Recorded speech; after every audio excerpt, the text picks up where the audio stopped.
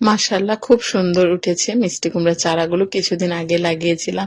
আসসালামু আলাইকুম সকল আপু ভাইয়ারা সবাই কেমন আছেন? আলহামদুলিল্লাহ আমি আপনাদের বোন অনেক ভালো আছি।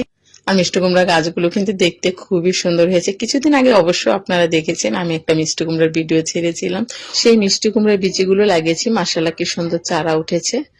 ইনশাল্লাহ সামনে বড় হলে তো অবশ্যই খেতে পারবো, সাথে যদি ভাগ্যে থাকে মিষ্টি কুমড়া হবে। আর আজকে বাগানে কিন্তু টুকিটাকি অনেক কাজই করব, বাগানটা একটু পরিষ্কারও করতে হবে, কিছু সবজির গাছও কাটিং করব, বিশেষ করে লাউ গাছটা কাটিং করে দিলে দ্রুত ছড়িয়ে যাবে, বড় হবে তাড়াতাড়ি আর ফলনও হবে। তার জন্য এই তো আজকে মোটামুটি টুকিটাকি বাগান পরিষ্কার করে ভালো সবজি পেয়েছি, মিক্স সবজি, যেমন লাউ শাক পাতা, তারপরে কিছু জালি পাতা, ভেন্ডি উঠিয়েছি, আবার কচুর শাকগুলো একটু পরিষ্কার করেছি, কিছু লতিও উঠিয়েছি। আর সবকিছু মিলিয়ে মাশাআল্লাহ অনেক ধরনের সবজি উঠিয়ে একটা সুন্দর মিক্স সবজির তরকারি রান্না করলাম, তাও আবার শুটকি দিয়ে রান্না করেছি। এই তরকারিটা তো খেতে খুবই মজা হয়। আর শীতের দিনের সবজির তরকারিগুলো কিন্তু খুবই স্বাদ এবং মজা হয়। ইনশাল্লাহ শীতের সময় এরকম মিক্স সবজির তরকারিটা খাওয়া যাবে। আর আজকে যেহেতু অনেক কাজই করা হয়েছে বাগানে, তো আর বিশেষ কিছুই রান্না করব না, মিক্স সবজির তরকারিটা রান্না করলাম। আর সাথে একটু পাতলা মশারি ডাল রান্না করব।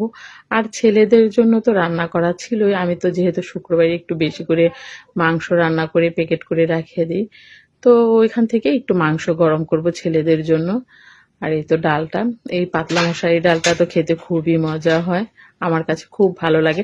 আর সাথে যদি শুটকির ভর্তা থাকে, অবশ্য ফ্রিজে আছে আজকে শুটকির ভর্তা। আর এই তো ফ্রিজে ছেলেদের জন্য একটু মাংস নামালাম, যেহেতু আজকে বাগানে একটু কাজ করা পড়েছে বেশি, আর অন্য কিছুই রান্না করব না। আর যেহেতু সবজিও তোলা ছিল বাগান থেকে আজকে, মাশাল্লাহ খুবই সুন্দর সবজি পেলাম। আর এই তো মাংস একটু গরম করে নিলাম, গরুর মাংস ছেলেদের জন্য। তো এই তো আজকের এই ছিল আজকে আমার শখের বাগানে এবং রান্না বান্নার যা আয়োজন আজকের দিনের জন্য। আর সবাই ভালো থাকবেন, সুস্থ থাকবেন। আর ইনশাল্লাহ সবজি হলে তো নিজে একা খাবো না, সবাইকে দিয়েই খাবো আশেপাশের, কারণ আপনার আশেপাশে যারা থাকে তারা আপনার কাছে হক। আর বন্ধু বান্ধবদেরও কিছু দিয়ে খাবো। মাশাল্লাহ রিজিকের মালিক আল্লাহ, রিজিকে যার যেটা থাকবে সেটা অবশ্যই হবে। মাশাল্লাহ খুবই সুন্দর হয়েছে। আর এই তো লাউ গাছটাও